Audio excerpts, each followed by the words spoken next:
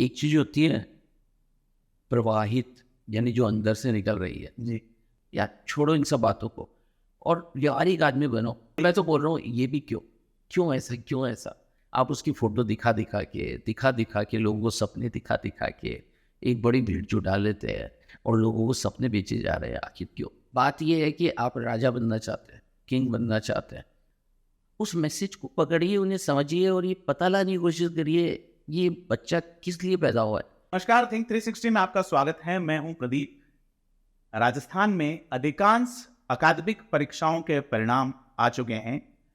स्कूली शिक्षा के बच्चे अब कॉलेज में जाना चाहते हैं और स्कूलों में वो बच्चे जिन्होंने माध्यमिक शिक्षा पास की हैं सीबीएसई से, आरबीएसई से, आईबी बोर्ड से, वो भी अब विषय चयन को लेकर गंभीर हैं और इतने गंभीर हैं कि समझ नहीं आ रहा कि क्या सब्जेक्ट चुने और अगर ये सब्जेक्ट चुन रहे हैं तो क्यों चुने।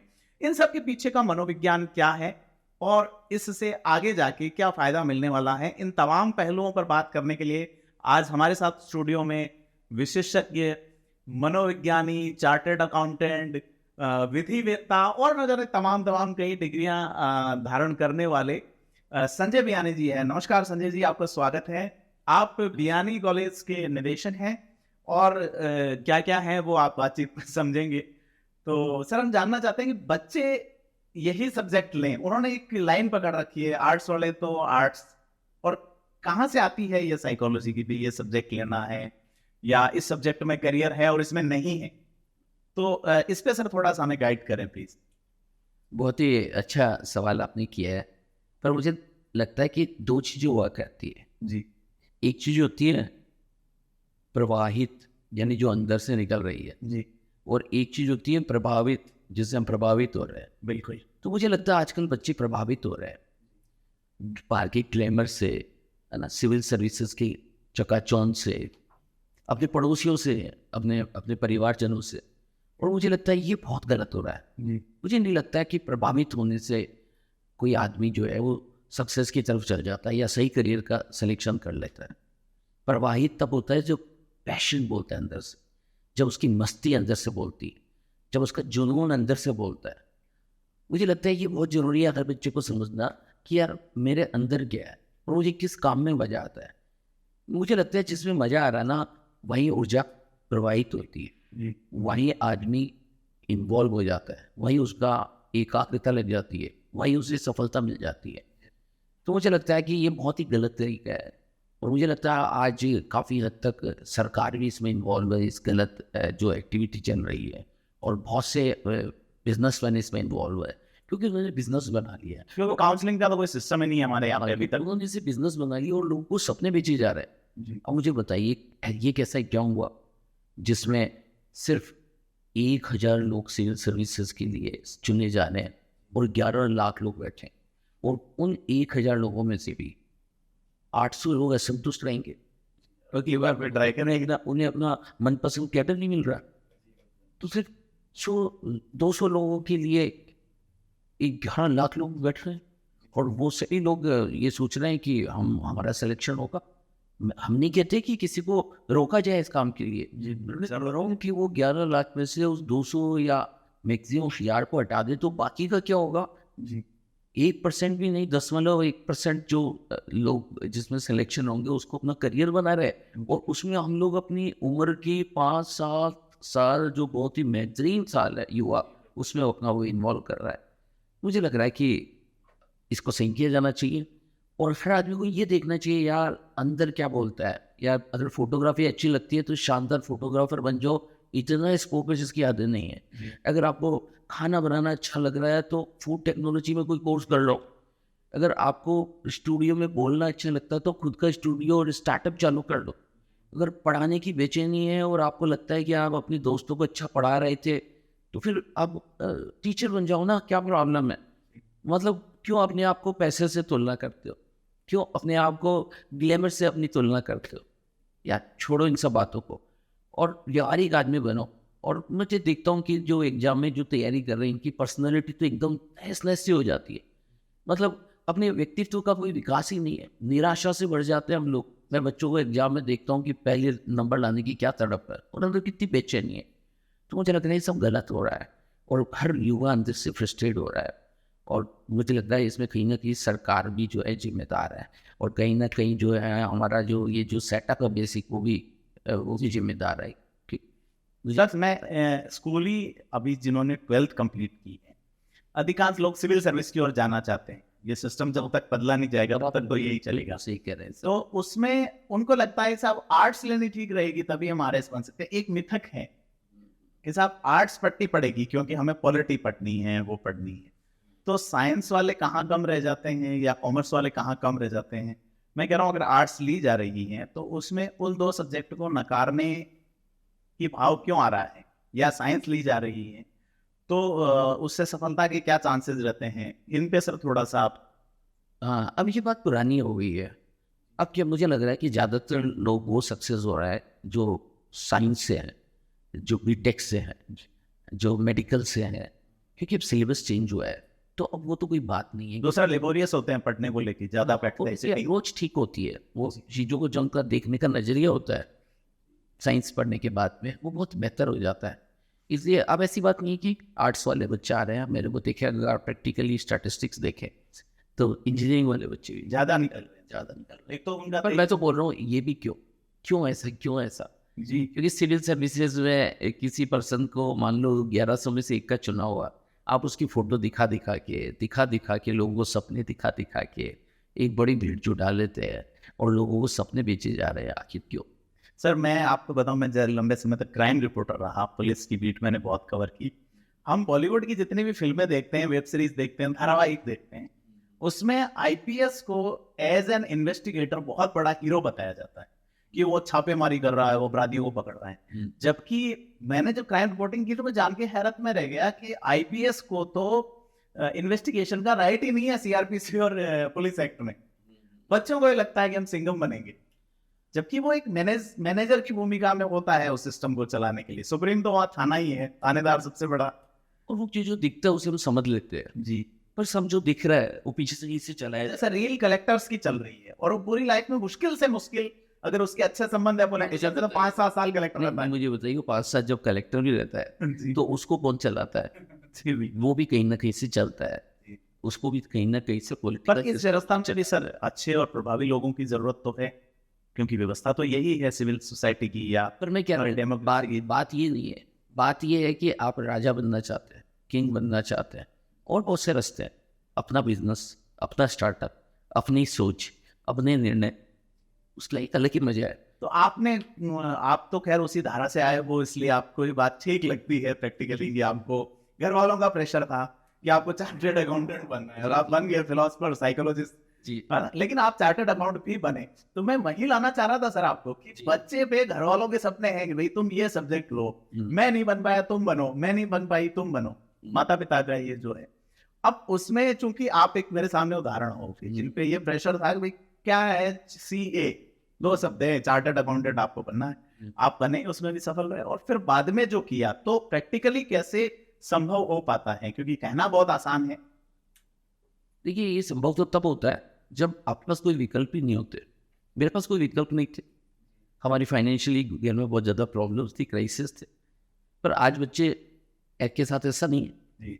मुझे लगता है कि बच्चे ज़्यादा से बच्चे ऐसे हैं जिनको पेरेंट्स ने बहुत सारी सुविधाएं जुटा रखी है। तो मुझे लगता है कि ऐसा भी हो सकता है कि आपको इंटरेस्ट नहीं हो और आप उस करियर में सफल हो जाए, पर उसके लिए बहुत ज़बरदस्त बेचैनी चाहिए और बहुत ज़बरदस्त इच्छा शक्ति नहीं है। हाँ, और इतने ज़रूरतमंद बच्चे हैं क्या मेरे पास तो जो आते हैं मुझे इतना ज़रूरतमंद नहीं लगते कि भाई वो इतना संघर्ष कर ले, इतना स्ट्रगल कर ले।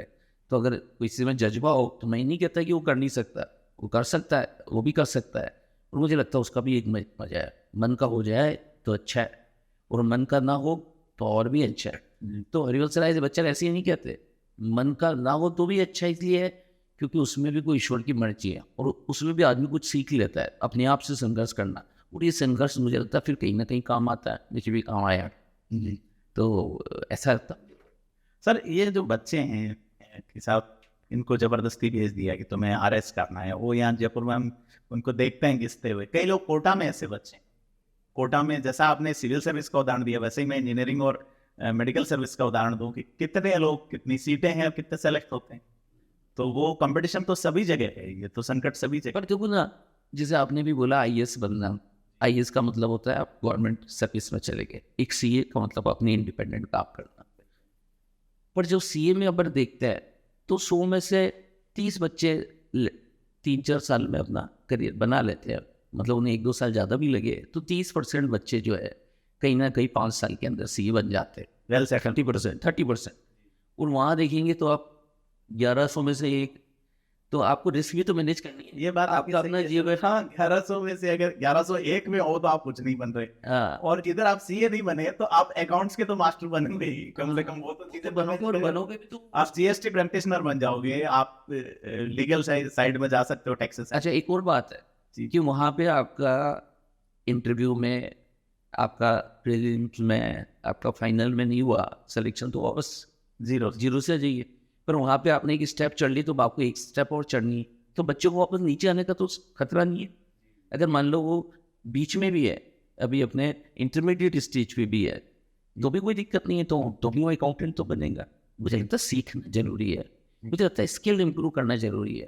मुझे लग रहा है आपको जो चीज़ अच्छी लगती है उसमें आपके पास डिग्री भी नहीं है तो भी आप सक्सेस हो जाएंगे वहाँ पे। अगर वहाँ पे फेल भी हो गए आप तो भी आप काम के आदमी बन जाएंगे। आपको फोटोग्राफी आती है, अब किसी यूनिवर्सिटी ने आपको डिग्री नहीं दी तो क्या आपको कोई रोका जा सकता है आपको काम करने से? वो बाबा रणछोड़ दास कहते हैं ना, काबिल बनो, कामयाबी पीछे आएगी। यस। तो काबिलियत वाली बात है सर। ये अच्छी चीज मुझे भी आज ही पता चली सीए में कि भी आप या अकाउंटेंसी या किसी भी जो है उसमें कि आप एक स्टेप चढ़ गए, आपको यहाँ जीरो से शुरू करना है। यस।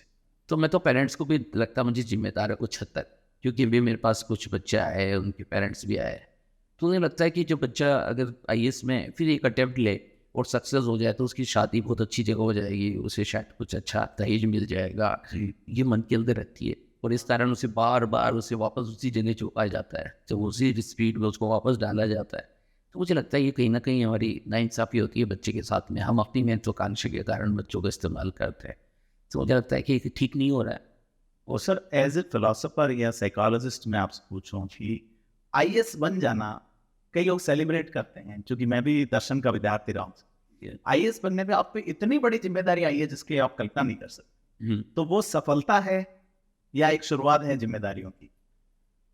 मुझे लगता है कि आप तो सक्सेस हो गए, 7 पीढ़ियां तर गई, लोग ये कहते हैं क्योंकि हम सफलता का पैरामीटर मानते हैं कि पैसा कमा लेना, अपनी पावर, और पावर जो होती है वो अपने आप के साथ अहंकार भी लेकर आती है।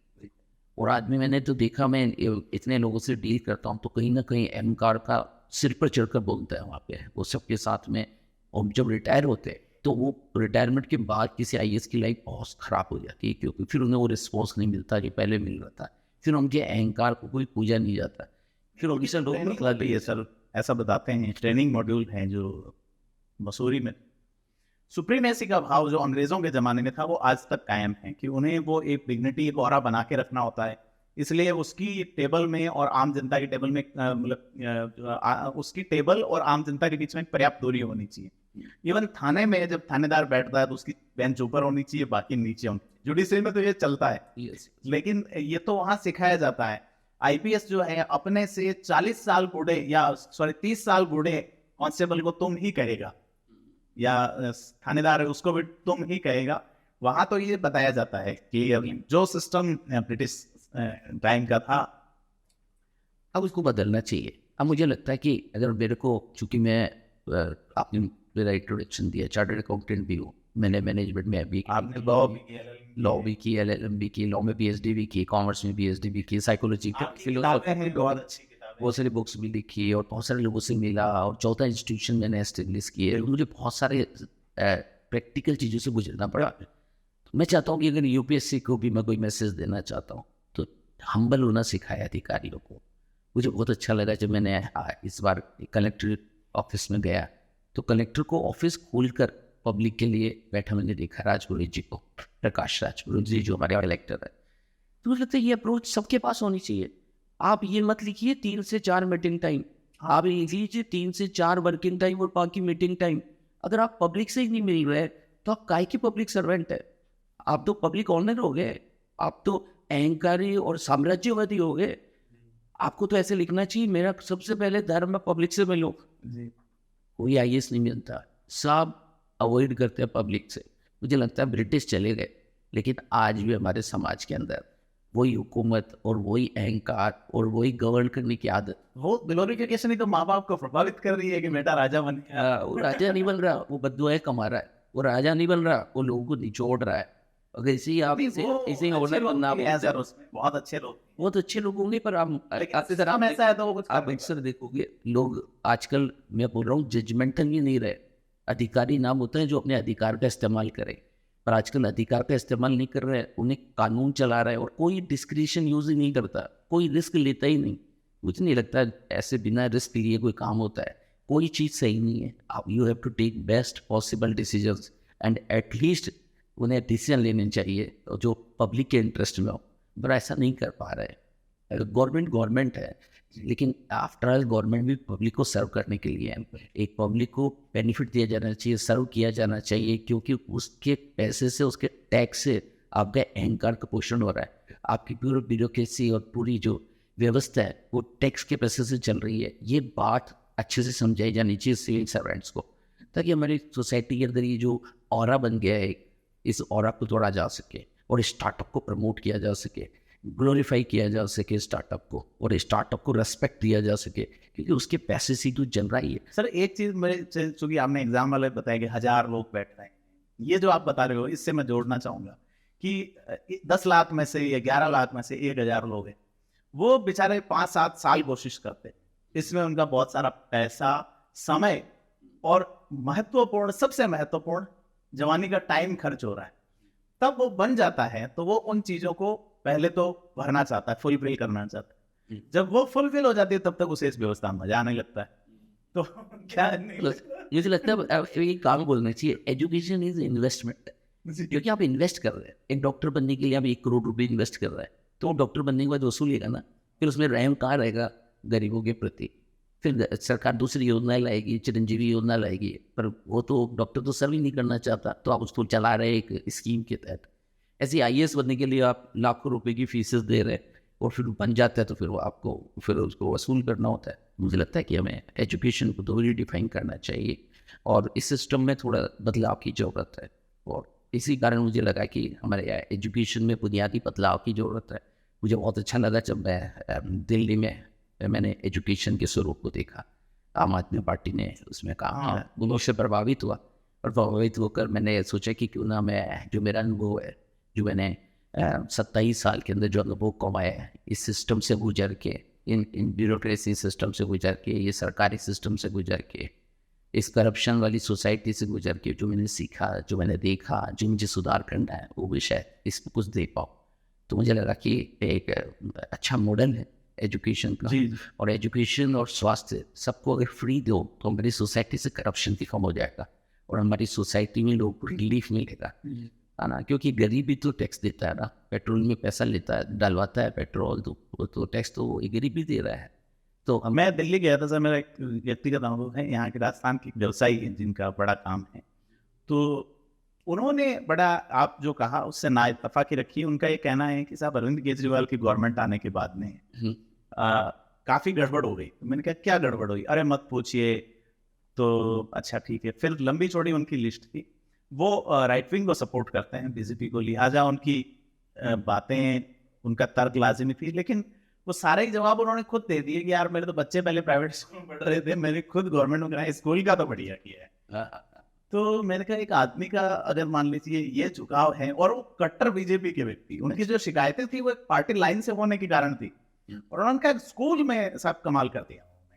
और बिजनेसमैन जिनके लिए मुश्किल नहीं है DPS जैसे स्कूल में पढ़ाना वहाँ पे दिल्ली में, या और भी बड़ी स्कूलों में, लेकिन ये सिस्टम तो है कि सरकारी स्कूल को वो प्रेफरेंस दे रहे हैं कि बच्चों को दिल्ली गवर्नमेंट की सरकारी स्कूल्स में। देखिए, एक नया आदमी आता है, एक नई सोच लेकर आता है। स्टार्टअप में भी देखोगे, पुरानी स्टार्टअप के बाद नए स्टार्टअप आकर एकदम बदल देते हैं। मुझे लगता है ये पॉलिटिकल स्टार्टअप है, और एक विचारधारा जो पुरानी हो जाती है उसको एक नए पोषण की जरूरत होती है, उसे एक नई समझ की जरूरत होती है, और एक पढ़े लिखे लोगों के समझ के साथ आगे बढ़ना पड़ता है।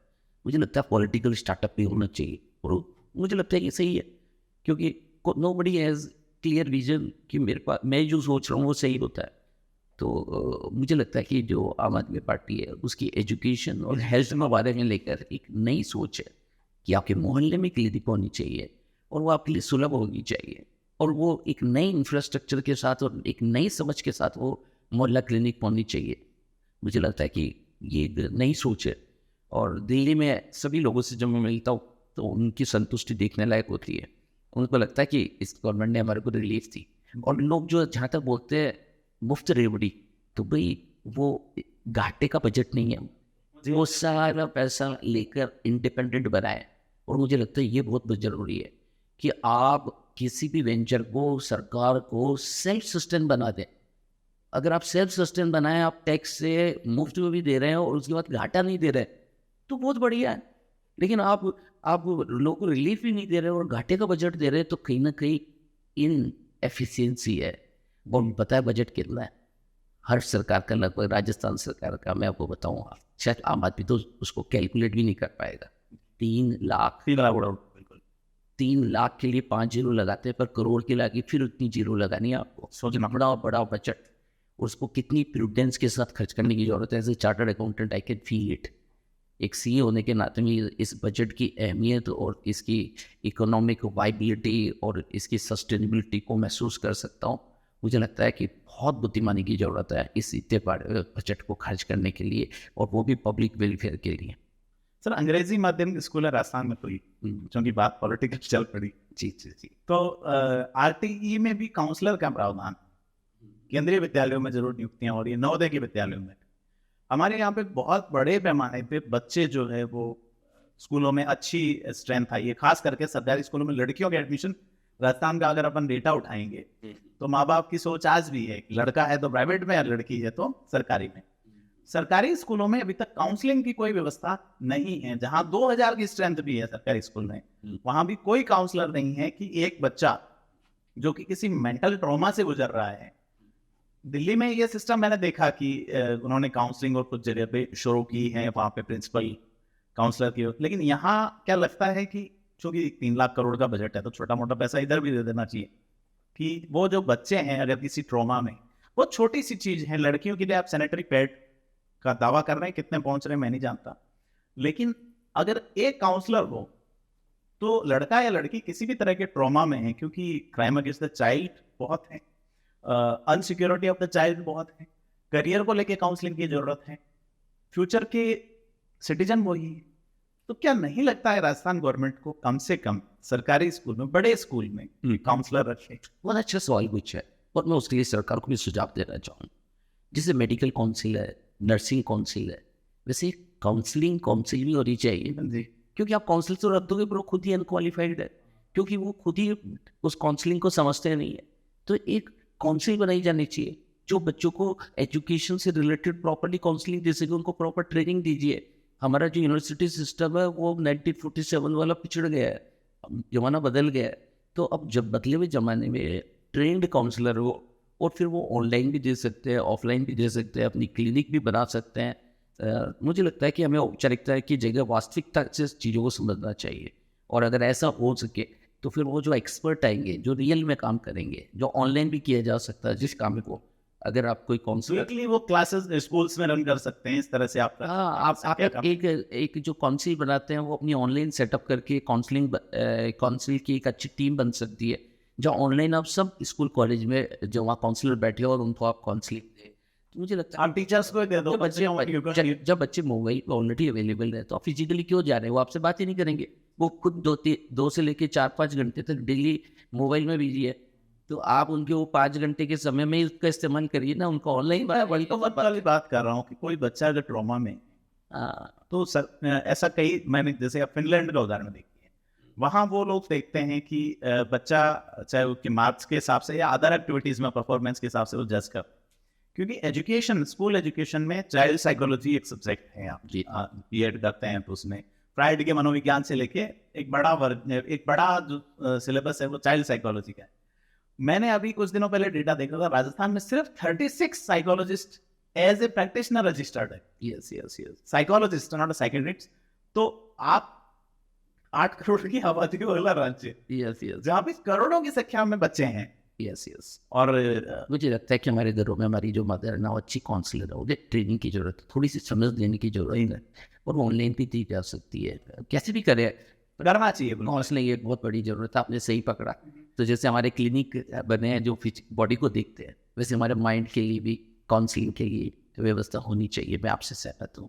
14 एजुकेशन इंस्टीट्यूट आपने established किए। जी। उसके अलावा हजारों की संख्या में बच्चों से आपका इंटरेक्शन हुआ या होता है, तो क्या आप क्या सुझाव देते हैं या क्या देंगे कि क्या व्यवस्था में आमूलचूल बदलाव होना चाहिए जिससे कि एकेडमिक और कंपटीशन एग्जाम, उसके अलावा उनका एक कंप्लीट व्यक्तित्व निर्माण के लिए एक प्रॉपर सेटअप बनाया जा सके? क्या आप मानते हैं इसको? देखिए, मैं काफ़ी समय से काउंसलिंग से जुड़ा हुआ हूँ और मैं रेगुलर काउंसलिंग करता भी हूँ बच्चों की। और जो मैंने देखा है कि काउंसलिंग के लिए जो व्यवस्था है वो हमारे यहाँ प्रॉपर इतनी नहीं है। लेकिन जो काउंसलिंग में जो मैं फंडामेंटल एक बात बताना चाहता हूँ, वो मैं पेरेंट्स को भी बताना चाहता हूँ, वो मैं टीचर्स को भी बताना चाहता हूँ, वो मैं सभी कोचिंग इंस्टीट्यूशंस को भी बताना चाहता हूँ कि प्लीज़ रहम करें हम सब लोग बच्चों पर। वो जो है वो बनने दें उन्हें। और बच्चे बचपन से ही एक मैसेज देते हैं। कोई खिलौने से खेलता है, कोई गुड़िया से खेलता है, कोई रोता है, कोई हंसता है, रिजिड है, कोई कोई कोई नाचता है, कोई गाता है। ये सारे बच्चे कुछ मैसेज दे रहे हैं। उस मैसेज को पकड़िए, उन्हें समझिए और ये पता लगाने की कोशिश करिए ये बच्चा किस लिए पैदा हुआ है। क्योंकि ये 800 करोड़ की जो लगभग दुनिया है ना, इसमें 800 करोड़ लोग ही अलग अलग तरह के हैं। और एक आदमी की बॉडी में जो 50 ट्रिलियन सेल है ना, वो सारे सेल भी अलग अलग तरह के हैं। उन सब की बनावट में भी अंतर है। तो आप किसी को किसी जैसा ना बनाने की कोशिश करें। जो लाल फूल है उसे नीला फूल ना बनाए, और जो नीला फूल है उसे लाल फूल ना बनाए। उसे पहचानिए। और अगर आपको पहचानने में कोई आपको लगता है कोई कमी है तो आप आइए, हम आपकी हेल्प करेंगे। और उसके लिए कुछ साइकोलॉजिकल टेस्ट भी मैंने बनाए। तो मुझे लगता है कि जब पेरेंट्स इस बात को समझेंगे, गवर्नमेंट इस पर काम करे, एक काउंसिल बनेगी, तो जैसे डॉक्टर्स की क्लिनिक है वैसे डिफरेंट काउंसलर की क्लिनिक भी बनेगी, तो फिर काउंसलिंग ईजी हो जाएगी। और फिर सब लोगों के अंदर एक माहौल बनेगा कि counselling is also important part से। पर मैं आपको साइकोलॉजी की एक बात बता देता हूँ कि हमारा जो शरीर है ना, इस शरीर का एक बीज है, सीड है, वो हमारा मन है। जैसे हमारा मन होता है वैसे ही हमारा शरीर भी बन जाता है। डॉक्टर लोग शरीर पे काम करते हैं, पर इसके बेस में भी जो हमारा मन है, जहाँ पे हमारे सारे एक्शंस जहाँ से सुपरवाइज होते हैं, उस मन पे भी काम करने की ज़रूरत है। तो मुझे लगता है फिर हम एक हेल्थी और अच्छी सोसाइटी बना पाएंगे। इस तरह का मेरी कल्पना है। और थैंक यू सर, आपने आज हमें बहुत वक्त दिया और हमने आज जाना संजय बियानी साहब से कि किस तरह से एक शरीर में जो मन, उसका जो केंद्र बीज है, उसे किस तरह से ध्यान देने की ज़रूरत है। और हमने करियर और उसका जो आपने एक बहुत अच्छी बात बताई कि किस तरह से बच्चा जब स्कूल आता है तो वो अपेक्षाओं का बोझ भी लेके आता है, बनते के अलावा या किताबों के अलावा। जी, तो उन पे हमें फोकस नहीं करते हुए हमें उसकी क्वालिटी को पहचानना है। माँ बाप के पास अगर ये क्षमताएं नहीं है तो उसे काउंसिल करवा ले एक बार जी, क्योंकि ये बहुत इंपॉर्टेंट कोड है सब्जेक्ट चयन और किस दिशा में जाना है। अगर उसे हमारी बातचीत का ये निष्कर्ष नहीं है कि अगर कोई सिविल सर्विस में जाना चाहता तो हम उसे रोक रहे हैं। हमने हकीकत बताई है कि ये जो है इसको इस नज़र से देखा जाना चाहिए। और अगर लास्ट बात हो कि अगर सिविल सर्विस में जा रहे हैं या इवन चार्टर्ड अकाउंटेंसी में जा रहे हैं, जो बहुत टफ टाइमिंग जा रहा है, तो एक सेकंड लाइन ऑफ एक्शन साथ में लेकर भी साथ में ही चलते हैं, है ना। चाहे वो जुडिशरी सिस्टम या वो लॉ की पढ़ाई हो सकती है, पर एक ऑल्टरनेटिव दिमाग में लेकर भी चले। आप अच्छा करिए। और फिर एक और बात कि उसकी लिमिटेड टाइम दीजिए बच्चे। बेटा 2 साल में हो जाता है तो ठीक है, नहीं तो फिर बहुत लंबा ना होने में। कल मेरे पास एक लड़का है, उसकी उम्र 33 साल, शादी नहीं हुई, और अभी तो उसको जब तक वो सेटल नहीं होगा तब तो उसकी घर वाले मैरिज भी नहीं करेंगे। सोचिए हम कैसी सोसाइटी बना डालेंगे। आप बच्चों को कितना सेटल नहीं होगा, दहेज नहीं मिलेगा, दहेज नहीं होगा, शादी नहीं शुरू से 35-40 साल तक तो वो ही होगा, तो फिर बताओ बच्चे कैसे कंफर्टेबल लाइफ की तरफ पड़ेगा। तो सर, बहुत अपने अनुभवों से हमें लाभान्वित करने के लिए बहुत बहुत धन्यवाद। हम आपको आश्वस्त करते हैं कि संजय सर को हम लगातार आपसे रूबरू कराएंगे और आपका महत्वपूर्ण समय भी हम लगातार लेंगे सर। हमारे साथ जुड़ने के लिए सर बहुत बहुत धन्यवाद। आपको बधाई देना चाहता हूँ, तो शानदार आपने सेटअप बनाया है। और ये ऑनलाइन जो आप व्यवस्था कर रहे हैं, लोग घर घर बहुत आसानी से आप जैसे लोग आ रहे हैं अपनी बात कह रहे हैं, रेस्पेक्ट करता हूँ और उसका मंच इस स्टार्टअप को सैल्यूट करता हूँ। और मैं चाहता हूँ इसी तरह के स्टार्टअप ये यूथ भी बनाए। जी। शुक्रिया, थैंक यू।